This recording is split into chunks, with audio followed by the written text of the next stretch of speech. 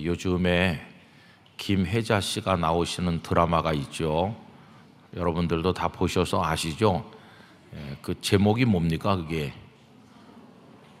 저는 제목은 잘 모르는데 들락달락거리면서 조금 봤어요. 근데 딴 건 잘 모르겠는데 거기 천국도 나오고 지옥도 나오고, 그래서 제 아내가 하는 말이 저거 보고 사람들이 좀 자극을 받으면 좋겠다, 그런 얘기를 하더라고요.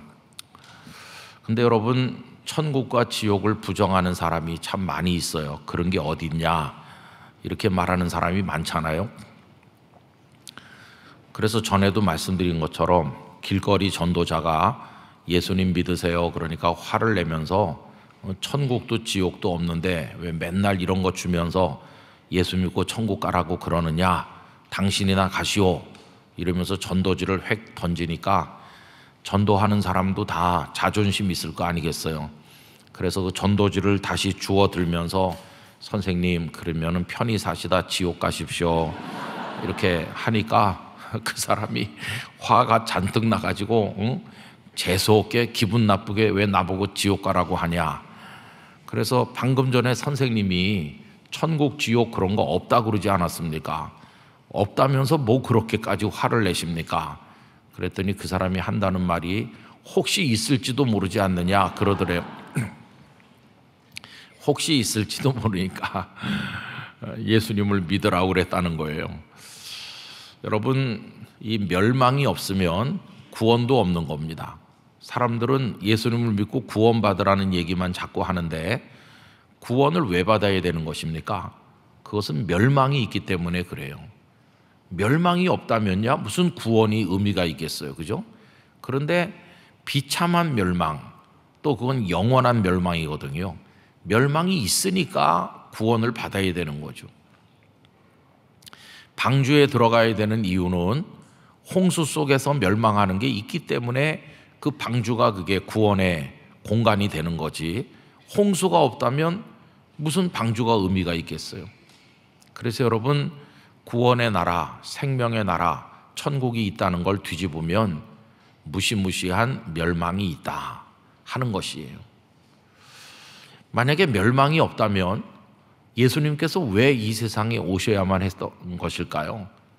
아니 뭐 멸망이 없는데 그냥 뭐 이렇게 편하게 살면 되는 거지, 예수님께서 굳이 사람 몸을 입고 이 땅에 오실 필요가 없잖아요. 그런데 예수님이 오셔서 그 모진 십자가의 고통을 겪으시고 생명의 부활을 통해 우리를 건지시는 이유는 그 복음이 아니면 너무도 비참하게 영원히 멸망하는 그게 있기 때문이에요. 그래서 여러분, 구원의 문제를 생각함과 동시에 그 멸망의 끔찍한 고통을 똑같이 생각해야 되는 것이, 우리가 구원받은 것을 하나님 앞에 감사하는 이유는 그 멸망에 떨어지지 않았기 때문이에요. 그래서 요한복음 3장 16절이 그걸 말해주잖아요. 멸망치 않고 영생을 얻는다. 이 멸망과 영생이라고 하는 걸 비교하고 있잖아요. 멸망이 아니면 영생인 것이죠. 멸망이 없다면 뭐 영생도 의미가 없는 건데 멸망이 존재한다는 사실을 알 수 있어요. 그래서 여러분, 주께서 우리에게 내려주시는 구원은 굉장히 심각한 것이며 그 은혜가 말로 다 알 수 없는 것입니다. 오늘 읽은 이 19장에 보면은 소돔과 고모라가 하나님의 유황불 심판으로 멸망하는 얘기거든요. 그러니까 멸망이 있으니까 거기 또 구원도 있는 거죠. 그런데 거기 구원받은 사람들이 몇 사람 있잖아요. 그런데 참 이상한 것은 구원을 받긴 받았는데 별로 기쁘지 않다는 것이에요. 그 구원받은 사람이 누굽니까? 아브라함의 조카 롯이죠. 롯은 소돔성 한복판에 들어가서 소돔성의 성문에 앉을 만큼 소돔성 사람들하고 가깝게 지내면서 거기 삶을 나름대로 정착하고 어느 정도 자리를 잡고 살았어요. 성문에 앉는다는 것은 고대 사회에서 어느 정도 인정받는다, 그런 뜻이거든요. 완전히 소돔에 녹아들은 거죠. 이 큰 성 소돔에서 나는 이제 자리를 잡았어, 나는 성공했어 이렇게 생각했지만 그건 다른 말로 뒤집어 말하면 악하디 악한 그 성에서 똑같이 악해졌다 그런 뜻이에요. 여러분 롯이 구원을 받은 다음에 나중에 쭉 읽어보면 하나님께서 롯을 생각하셔서 구원하신 게 아니고 아브라함을 생각하셔서 롯을 구원하셨다고 그랬어요. 여러분 우리가 혼동하면 안 되는데 이 세상에서는 아브라함을 생각해서 롯을 구원하시기도 해요. 이 세상에서는. 그래서 누구 때문에 구원을 받기도 하고 누구 덕분에 복을 받기도 해요. 창세기 26장에 보면 하나님께서 흉년을 만난 이삭에게 그 다 갈라터진 땅에서 농사를 지어서 100배를 거두게 하시는 엄청난 복을 주시는데 거기 뭐라고 그랬냐 하면은 네 아버지 아브라함으로 인하여 복을 준다. 그러니까 아버지 덕을 보는 거예요. 아버지 아브라함이 워낙 하나님 앞에 신실했기 때문에 그 아들이 복을 받는 거죠. 아브라함 덕에 조카 롯이 구원을 받는 거죠. 이 세상에서는 그런 게 좀 통해요. 어머니가 기도를 많이 하고 하나님 앞에 신실한 덕에 그 자녀들이 복을 받기도 해요. 그런데 여러분 그게 안 통하는 데가 있어요. 우리의 삶이 끝나고 주의 나라에 가는 그때가 되면 하나님의 심판대 앞에 서면 어머니 덕, 아버지 덕, 아내 덕, 남편 덕 이런 거 없어요. 그때는 자기 믿음으로 멸망하든지 구원받든지 누구 덕 볼 생각을 포기해야 되는 거예요. 어쨌든 이 롯의 이야기는 장차 있을 그것을 암시해 주는 것인데 롯은 아브라함 덕에 건짐을 받았어요. 그런데 구원을 받긴 받았지만 하나도 기쁘지 않았을 거예요. 그 이유가 뭐냐 하면 아내가 없어졌잖아요. 사랑하는 아내, 소금기둥이 돼가지고 이 세상에서 가장 아끼고 사랑하는 아내가 없어졌잖아요. 그래도 두 딸이 있지 않느냐? 아니 그 두 딸이 정상적으로 결혼하기로 약속했던 예비 사위들과 결혼해서 가정을 이루어야 되고 그 예비 사위들도 다 같이 구원을 받았다면야 기쁨이 됐을 텐데 오늘 읽은 말씀에 있는 것처럼 롯이 가서 그 예비 사위들한테 경고했을 때 이 사위 될 사람들은 롯의 말을 농담으로 여겼다고 그랬어요. 결국 그들도 다 멸망했고 간신히 두 딸을 데리고 나왔는데 나중에 그 두 딸이 아버지를 통해서 자식들을 낳아가지고 그게 모압이 되고 암몬이 됐거든요. 이렇게 부끄러운 일이 어디 있습니까?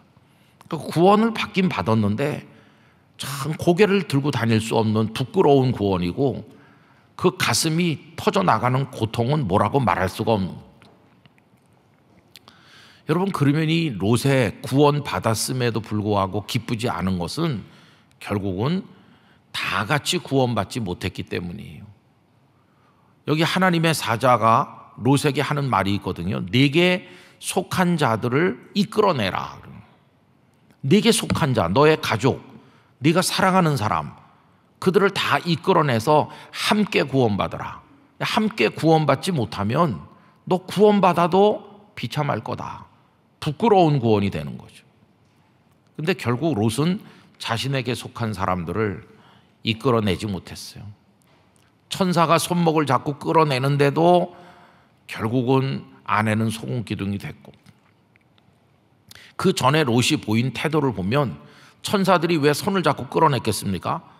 롯이 지체했다고 그랬어요. 미적거리면서 그 사태의 엄중함을 알지 못하고 아직도 소돔성에 무슨 미련이 남았는지 머뭇머뭇하니까 막 급한 김에 손을 잡고 끌어내는데 뒤도 돌아보지 말아라 하는데 그 아내는 뒤를 돌아보다가 참 롯은 그 이후에 롯의 얘기는 없어요.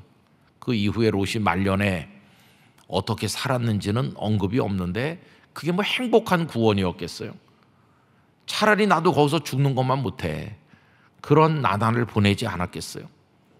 그러니 여러분 온전한 구원의 기쁨을 누리려면은 우리에게 속한 자들을 이끌어내야 된다 하는 걸 알 수 있어요. 저는 우리 영락교회 성도들 여러분에게 속한 자들이 다 같이 구원받길 축복합니다. 다 같이 구원받아야 되는 거예요. 나 혼자 구원받고 나면 롯같이 되는 거예요. 그래서 우리가 한경직 목사님의 나의 감사에 빗대어서 나의 기도를 이제 지난번에 책을 우리가 나눠 가지고 기도하자 이렇게 한 것이고, 그게 왜 나의 기도냐 하면은 남이 기도하는 거 말고 내가 내 입술로, 내 마음으로, 내 영혼으로 하나님 앞에 하나님과의 나와의 관계 속에서 내가 기도해야지.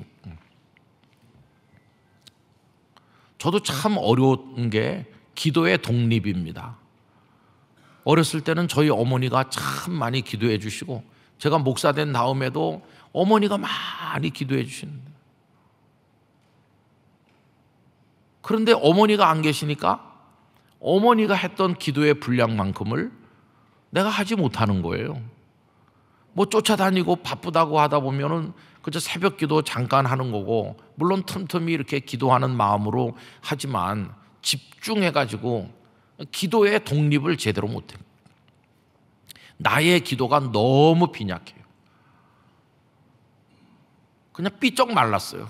나의 기도라고 하는 걸 갖다 놓고 보면은 엉성하게 이를 데가 없고 구멍이 뻥뻥 뚫려 있고, 그런데도 이렇게 살아가는 걸 보면은 기도를 다 했기 때문에 살아가는 게 아니라 엉성한 기도인데, 그래도 사는 건 성령께서 말할 수 없는 탄식으로 기도해 주시기 때문이에요.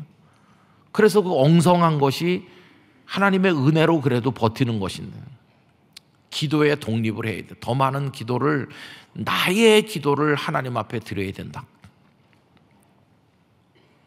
그리고 이제 그와 함께 기쁨의 50일을 하면서 우리 지난번에 전도 대상자 작정하는 거 나눠드렸잖아요. 제가 참 아쉽게 생각하는 거는 우리 영락교회가 제일 못하는 게 전도 못하는 거예요. 제가 우리 교회 처음 와가지고 굉장히 놀랬던 거는 전도부가 없다는 거에 놀랐어요. 아니, 모든 교회가 전도부가 있습니다. 왜냐하면 제일 중요한 거니까. 근데 아무리 봐도 전도부가 없어갖고 우리 영락교회는 전도부가 왜 없지?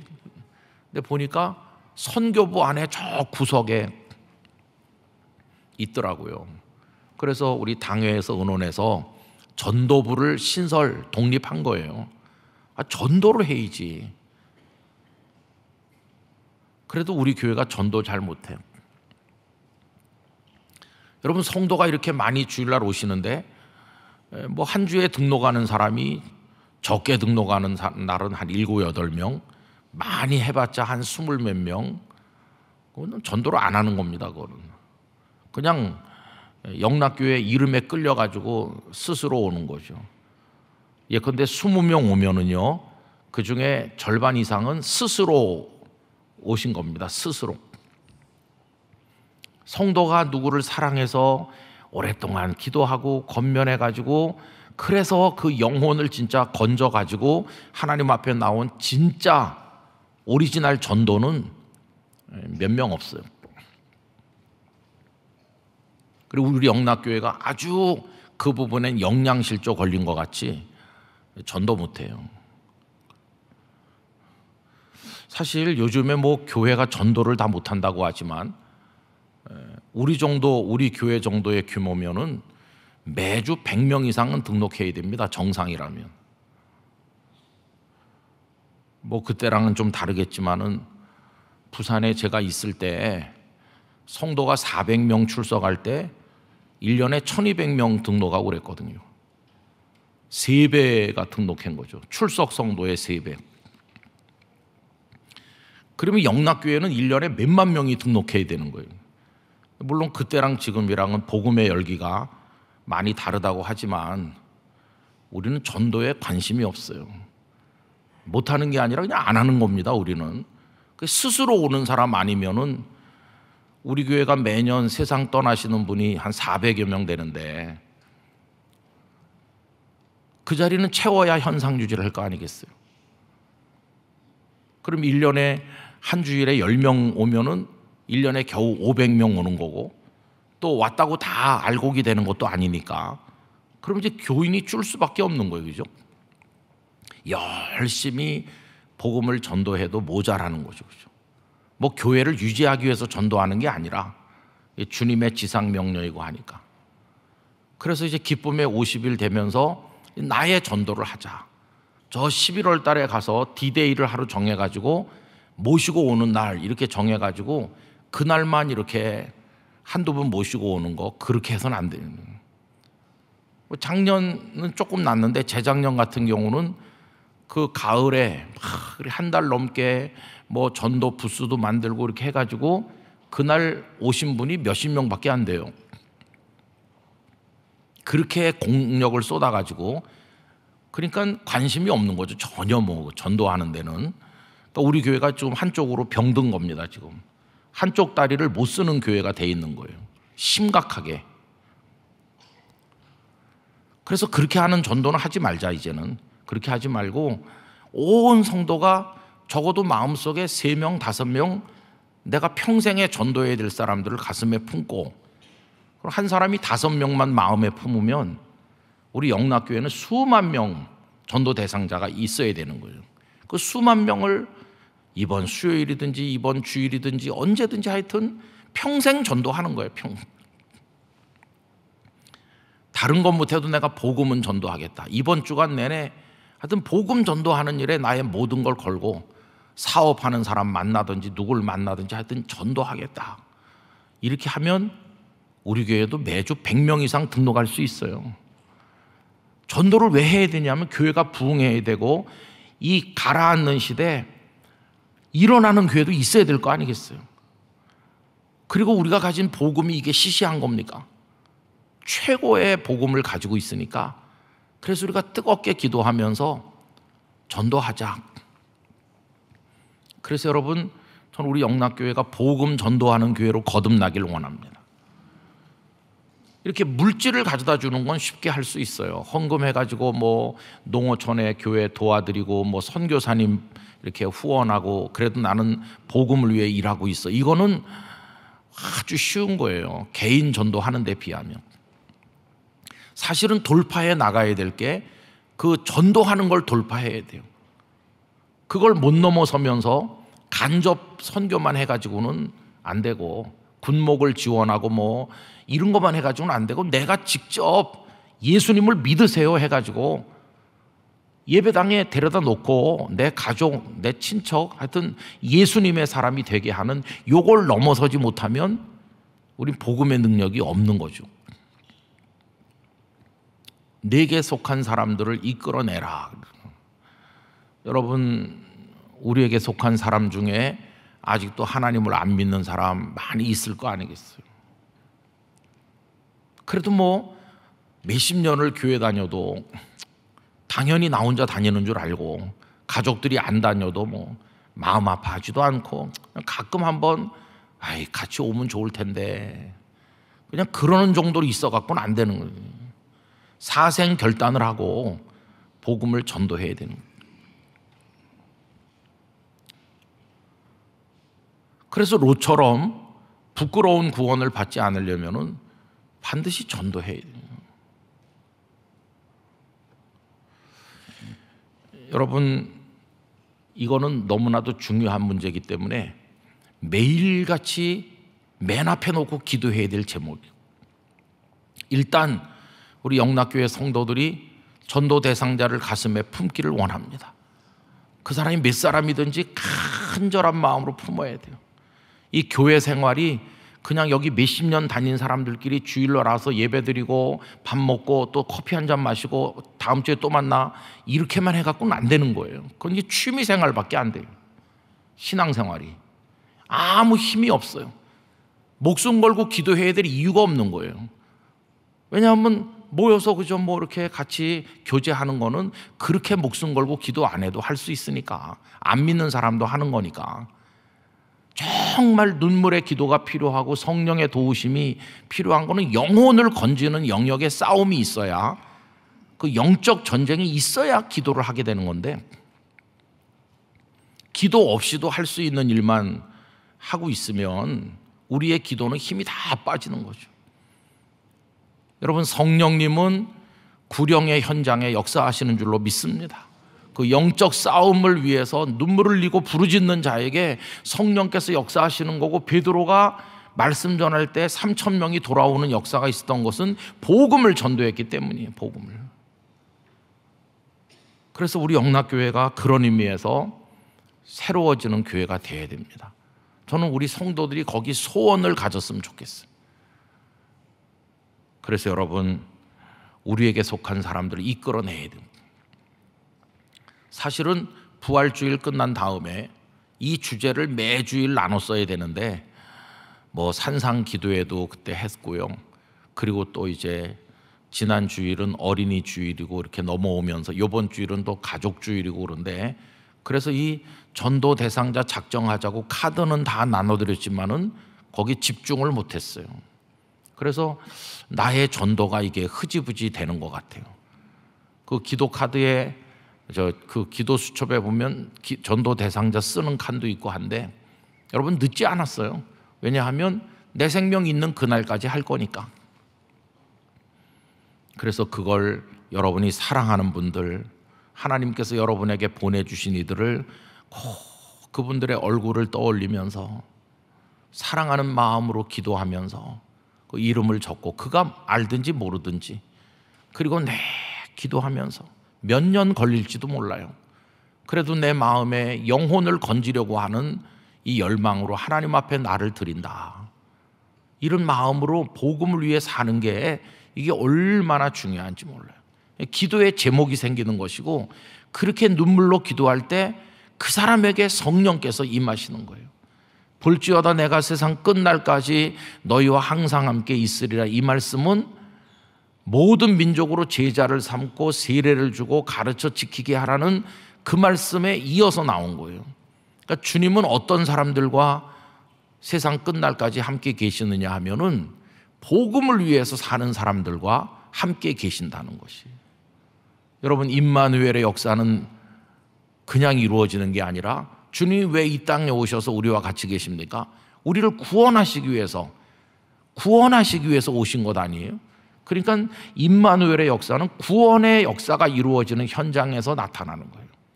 누군가를 위해서 기도하고 사랑하고 복음으로 예수님을 믿게 하는데 다 성령이 나타나요. 그게 사도행전의 스토리죠. 사도행전의 이야기는 구령을 위해서 영적 싸움을 싸우는 베드로, 요한, 사도 바울, 뭐 그런 분들의 이야기 속에 어떻게 성령님이 역사하셔서 그 완악한 이들을 무너뜨리고 그 영혼을 건지게 하는지, 그게 사도행전의 스토리인 거죠. 여러분, 오늘 저녁에 우리가 그걸 위해 기도하려고 합니다. 저는 우리 성도님들, 가족들, 일가 친척, 주변 사람들이 한 사람도 빠짐없이 다 구원받게 되기를 축원합니다. 여러분이 그 선봉에서 쓰임 받으시기를 기원합니다. 하늘나라에 큰 상이 있을 것이에요. 이거 정말 중요한 것이에요. 하나님, 저를 복음 전도자로 써주세요. 제가 이제는 하나님 섬기는 패턴을 바꾸도록 하겠습니다. 그냥 이렇게 하는 거에 더 넘어서서 하나님의 영에 붙들려서 내가 전도자로 성공하겠습니다. 내가 죽는 그날까지 복음을 위해 살게 해주세요. 그래서 오늘은 우리가 집중적으로 그걸 위해 기도하려고 합니다. 주님의 안타까운 심정을 우리가 이해하고, 우리 영락교회가 그냥 이대로 있으면 안 되고, 다 일어날 성도들이 복음 안에서 날아올라야 되는 거죠. 복음 안에서. 그런 교회가 되도록 이 밤에 뜨겁게 여러분들의 결단을 담아서 하나님 앞에 기도하시기를 바랍니다. 저는 믿습니다. 복음을 위해서 헌신하는 사람, 그의 사업, 그의 건강, 그의 자녀, 모든 건 하나님이 책임져 주실 줄 믿습니다. 주여, 나는 복음을 위해 살겠으니 나의 인생은 하나님께서 맡아주십시오. 다 맡기고 복음을 위해 헌신하실 때 하나님께서 네가 복음을 위해 사니 나는 너에게 하나님의 내가 내리는 축복을 채워주겠다, 그렇게 하실 거라고 믿습니다. 여러분, 그런 은혜와 축복을 누리시기를 간절히 기원합니다. 다 같이 머리 숙여서 기도하겠습니다. 주여, 저희로 하여금 복음의 능력자가 되기를 원합니다. 하나님의 복음의 그 생명 안에 살기를 원합니다.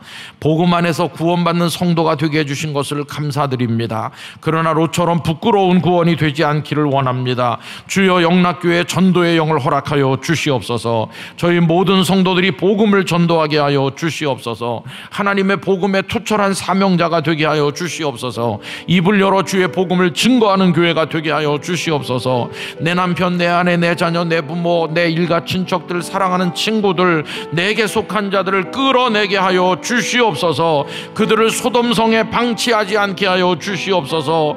주여, 우리를 통해 많은 영혼이 구원받게 하여 주시옵소서. 영락교회가 사도행전의 29장을 써내려가는 교회가 되게 하여 주시옵소서.